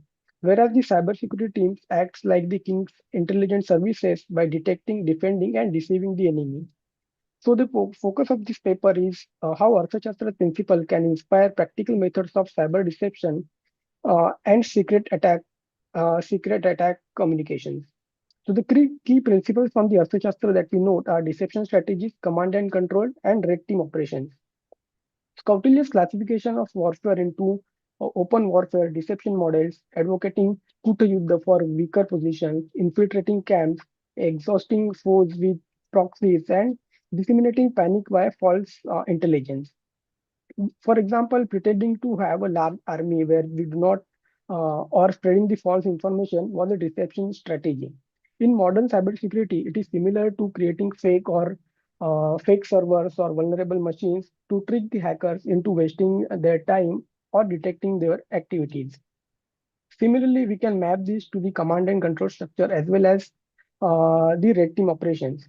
So if you see at the red team operations, the Kingsmen acting like enemies to test their defenses. This is similar to the modern times where ethical hackers imitate attackers to find weaknesses before the real hackers do. So if we conclude, the Arthashastra of Kautilya stands as one of the most sophisticated manual of statecraft, strategy, and covert operations produced in the ancient world.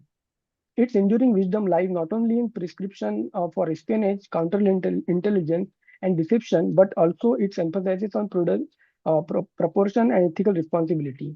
In this paper, we state that these concepts can be utilized for modern day red teaming operations, for cyber deception and command and control testing to ensure and improve the cyber defense. This mapping is not intended as a loose analogy, but as the foundation of repeatable and red team methodology. A central contribution of this framework is reframing the C2. In the attacker's world, command and control channels represent the lifeline of malicious operation. Yet as a defender, we can adopt similar control channels not for exploitation, but for deception, engagement, and measurement. The implication of this work are twofold. For practitioners, this offers a practical red team playbook inspired by classical strategy, expanding the range of tools available for adversary simulation and deception based on the defense. Whereas for scholars of Sanskrit and IKS, it provides a new horizon for interdisciplinary research, whereas Vyakarana, Nyaya, Arthashastra are not confined to history or philosophy, but actively can be used in the science for the digital age. These conversions can demonstrate the vitality of Sanskrit through the modern context and the challenges, assumptions that traditional knowledge has no role in technological innovations. In conclusion, Arthashastra offers not only maxims of political cunning, but a structured philosophy of strategic control that resonates deeply with the needs of modern cybersecurity. By reinterpreting its principles into a red team framework for cyber deception, we affirm that the wisdom of ancient India can inform the defenses of digital kingdom. In doing so, we not only safeguard our network, but also honor the continuity of knowledge system that has always sought to balance vigilance and virtue, secrecy with strategy, and power with responsibility. Thank you. Yeah, thank you, Manish. I call upon Renuka Panchal to present her paper. Yes, thank you so much, Hema. Namaste. This is Renuka Panchal, and title of my paper is Diathesis Model and Pradnyaparadha in Bharatiya Manashastra.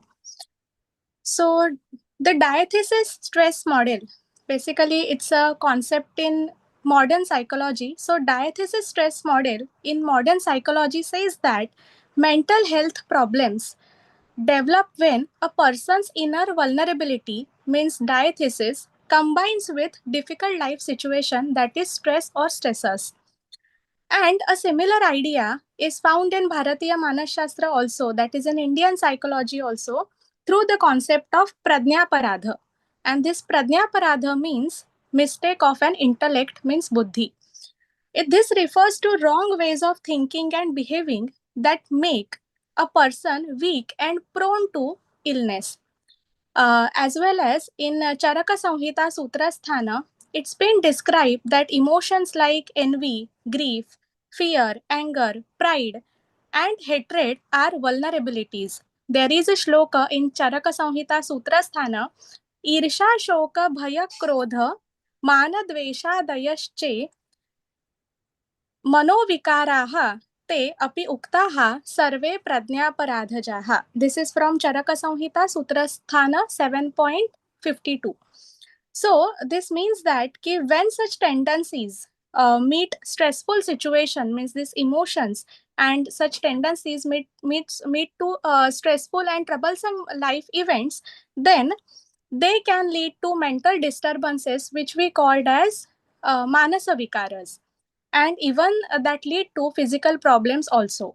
So this paper shows how the diathesis stress model and pradnya paradha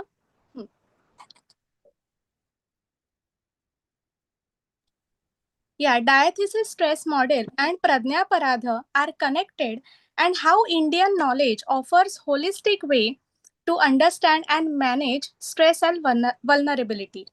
So, diathesis stress model provides an important framework in psychology to explain how vulnerability and stress together lead to mental disorders.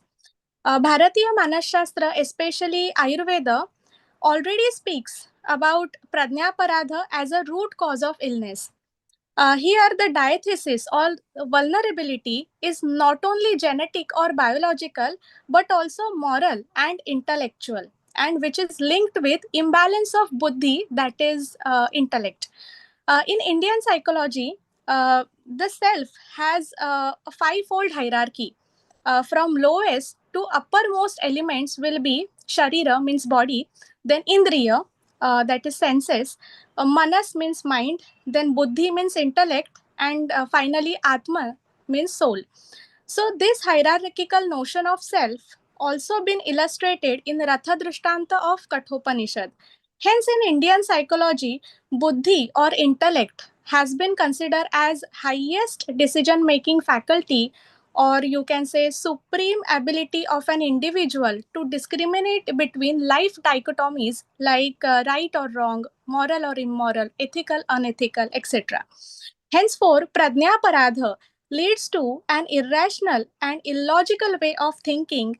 This distortion again lead to mental vulnerability or diathesis, which is the fundamental cause of psychological disorder, that is manasa vikaras. Emotions like envy, fear, anger, grief are described as inner weakness, or you can say disturbed mental balance. And when these combine with stressful life situation or troublesome life events, the mental and physical disorders arise.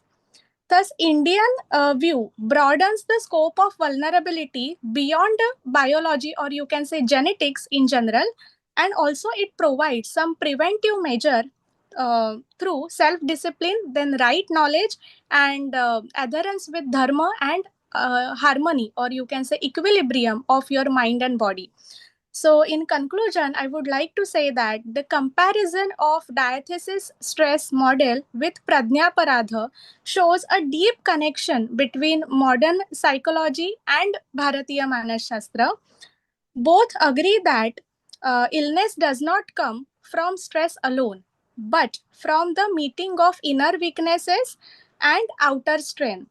So, while modern psychology looks vulnerability mainly in terms of genetics or hereditary, and it is other with inner instincts of personality, but Indian psychological perspective highlights errors of intellect and harmful emotions. So here the role of buddhi is very, very vital and important.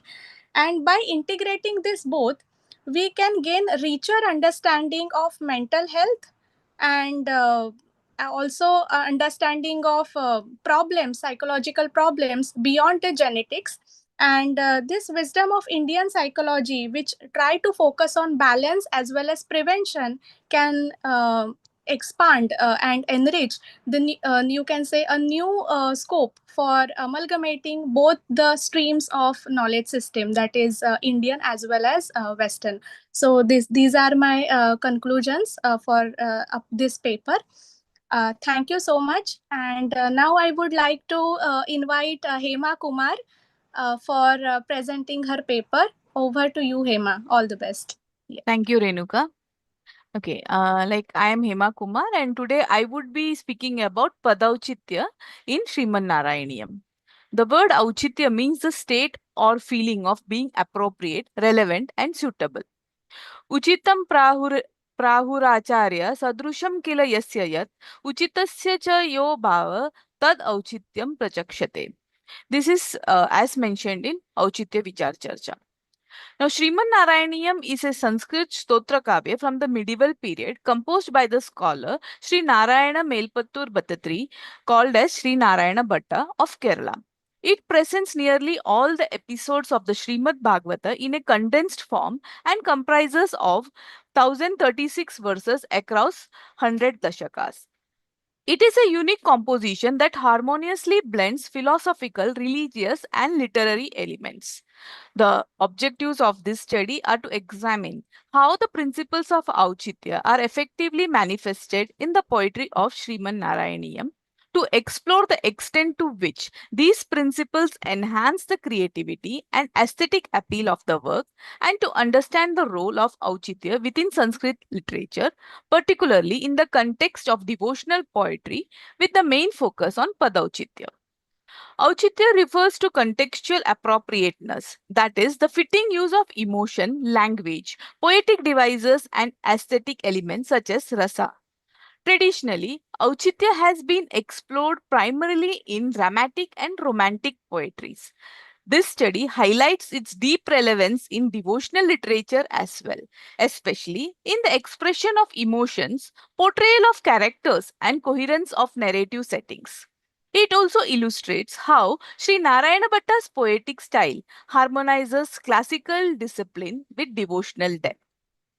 According to Shemendra, Auchitya is classified into 27 types, and these are grouped into 5 major categories based on the element being scrutinized for the appropriateness. The 5 major categories are Mimamsa-gat Auchitya, Kavya-shastriya-gat Auchitya, Vyakarana-gat Auchitya, Loka-gat Auchitya, and Kavi-gat Auchitya. The element that we are going to explore in this paper is Padauchitya, which comes under Mimamsa-gat Auchitya. Padauchitya is the appropriateness of the word choice, where each pada or word is contextually, emotionally, and aesthetically suited to its place in the verse or composition. The selection and placement of words must align with the intended rasa, character, situation, and emotional tone. It is not just about choosing the correct words. It is about choosing the right words that evoke the desired response in the reader or listener. Shemendra cites the example of a Gurjar Mahishi who is a Mugdha and looks forward to the sword of her lord to quench her thirst, since she had heard from many that his sword is capable of causing floods. But being a Mugdha, she could not interpret it to mean a flood of blood of the enemies and not of water. And hence the pada Mugdha is very appropriate here. In a verse, we can say a word like Madhuram, sweet, is Padauchitya when describing Krishna's smile in a Shringara Rasa context. Using Ugram or fierce in the same context would violate Padauchitya, even if it is grammatically correct. It is about the emotional precision and not just linguistic accuracy. In Sriman Narayaniyam, Melputtu's use of words like Karunamayam, Shantam, and Madhuram reflects its Padauchitya, where each word is emotionally calibrated to evoke Bhakti Rasa and devotional intimacy. One example that we can see is when the Lord fights with the Asura Hiranyaksha. Gada Panau Daitye Tvamapi hi Gruhito Nagado Niyuddena Kridan Gata Gata Ravo Gushta Viyata Ranalokot Sukanya Milati Surasange Dratumamum Nirundya Sandhyatah Pratamamiti Dhatra Jagadishe. What is said in this verse is when the Lord was fighting with the Asura Hiranyaksha, and there was a clash of the maces. Because of the sound, the whole sky was filled with the sound. So all the devas come and watch the fight, and Brahma says that you kill the Asura before Sandhya ends, Sandhyatah. So here the word Sandhya is very apt because after Sandhya, that is after dusk, the Asura's power increases immensely, and hence, the word Sandhya, which is used here in this verse, is apt. So in this way, we can find numerous shlokas in which the pada is uchita here, and that is the purview of this study. And as a conclusion, I can say that Srimad Narayaniya is a devotional poetic work, and the principle of Padauchitya plays a vital role in enhancing both the meaningfulness and impact of the poetry. The literary beauty of Srimad Narayaniyam lies in its remarkable integration of Auchitya, where its underlying religious and philosophical elements impart both lyrical and emotional depth to this Bhakti Kavya. Thank you.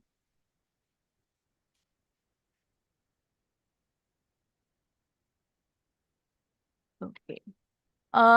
Okay, I would like to ask if there is any participant who joined in late and has not got the chance to read the paper.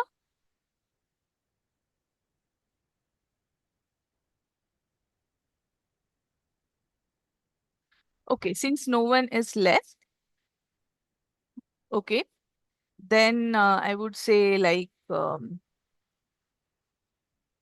okay, I would request Dr. Swati Dravid to share your thoughts and provide your valuable remarks and guide the participants. Thank you so much, Hema, and thank you all. I'm very happy to be here to be a part of this 2-day virtual international conference on Sanskrit as the backbone of Indian knowledge system. And I offer my sincere congratulations to the respected patrons and also to the very enthusiastic organizers, my friends, Dr. Madhavi, Dr. Suchitra, and Dr. Shakuntala. And it was a wonderful session. I had a nice time. Sangeeta spoke, she took an overview of Indian knowledge system.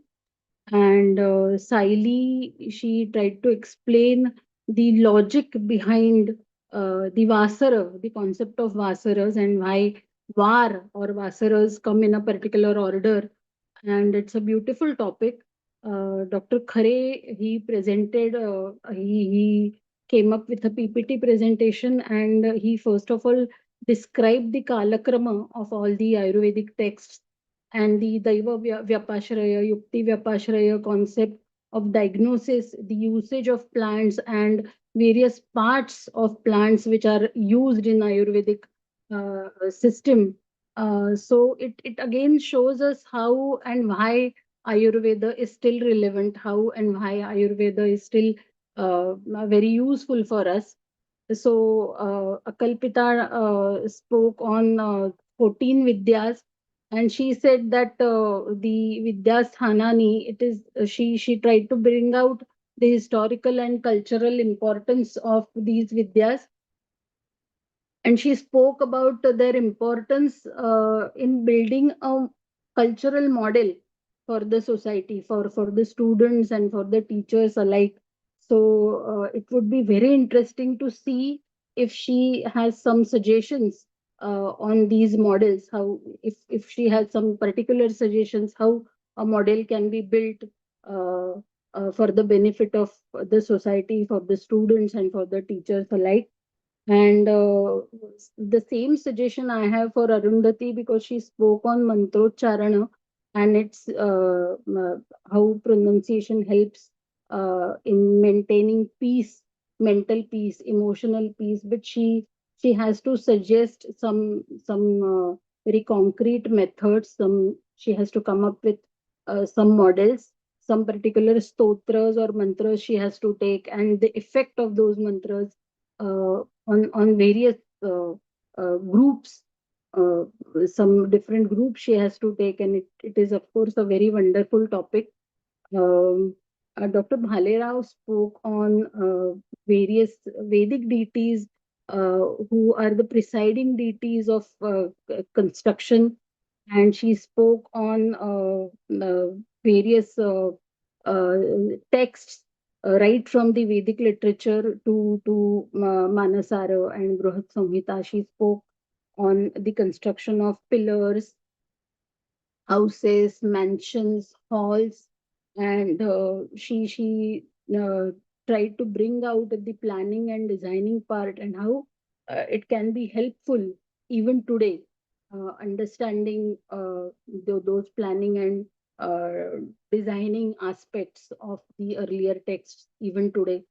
Here we are reminded of the Pancharatra Agamas who speak very elaborately on the selection of the soil even before constructing the temple, how that land should be selected and what are the various tests, touch test, smell test.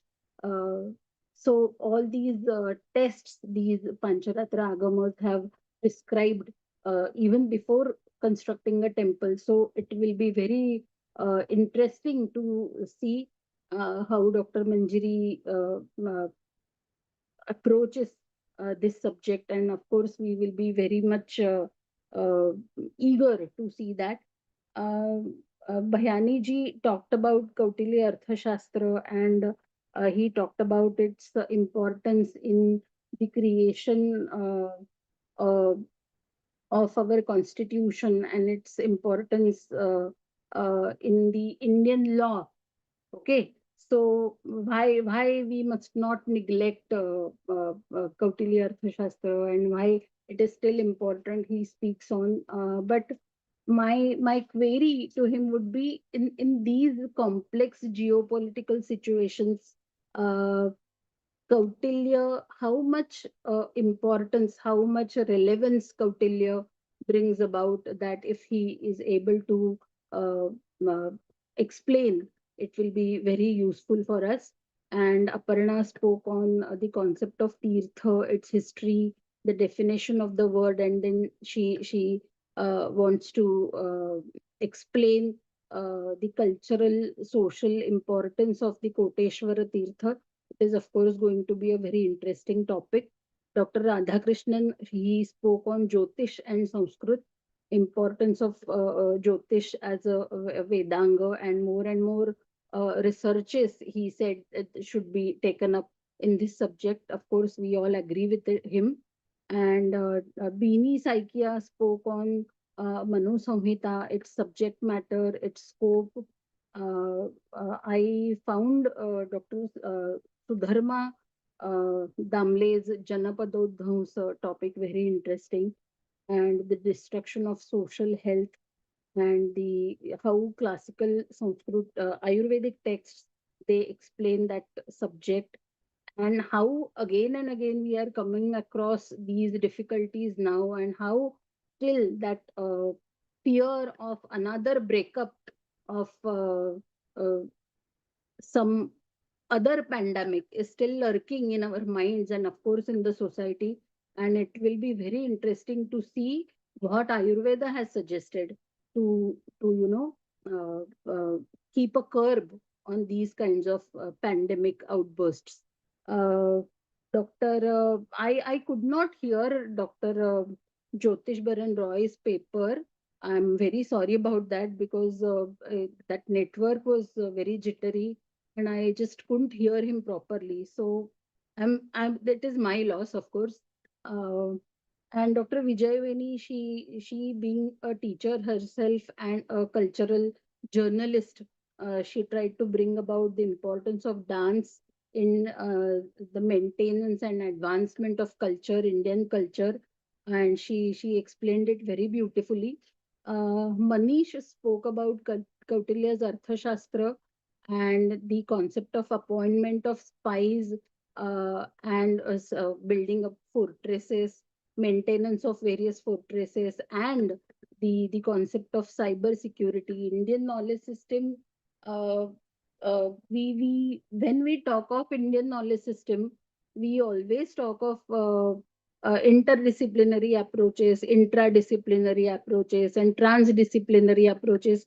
I think what he is planning to achieve through his paper is all three together, because he is trying to take into account cybersecurity and hacking also.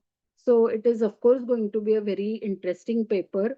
Renuka's paper on diathesis stress model, and the Arishad Varga, which we keep on talking about throughout our Sanskrit texts, Irsha, Mada, Moha, Matsara, and how it can be effectively met with, how it can be curbed. She spoke on that, and it is also a nice topic. And Hema's topic of appropriateness, which we should try and achieve in our day-to-day life also, being appropriate in our speech and in our expression.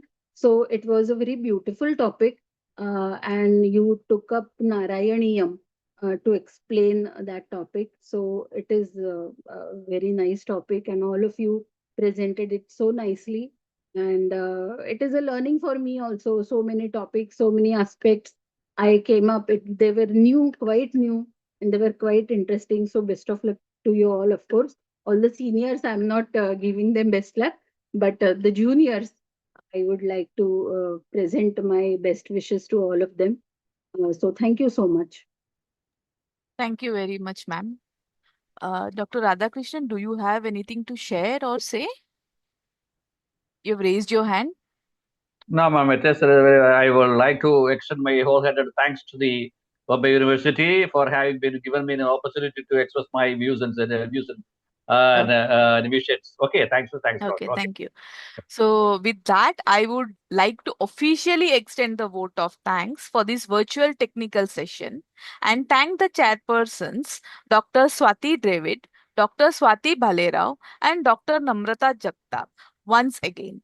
I would also like to thank the Department of Sanskrit, Mumbai University, and Global Sanskrit Forum, Maharashtra Prant, for organizing such a wonderful conference and giving the participants a chance to present their papers. And a big thanks to all the participants of this session. I would like to thank all the participants and organizers who were present from morning till now. We will meet again tomorrow morning at 11 a.m. for more amazing talks in the second day of this virtual conference. Thank you very much. Thank you so much, and best wishes to all of you. Thank you, ma'am. Tajne ma'am, anything else you want to add? नहीं कुछ नहीं अभी बंद करेंगे sir ma'am ये last session है, सामूहिक शांति पाठ हो जाए मैम। आज का लास्ट सेशन है ये।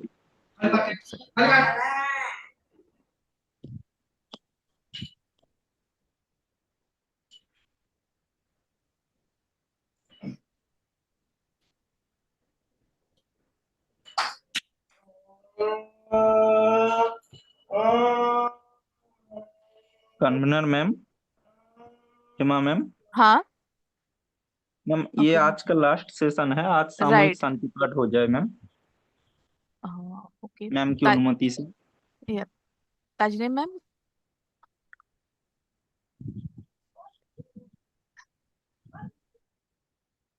would you help me?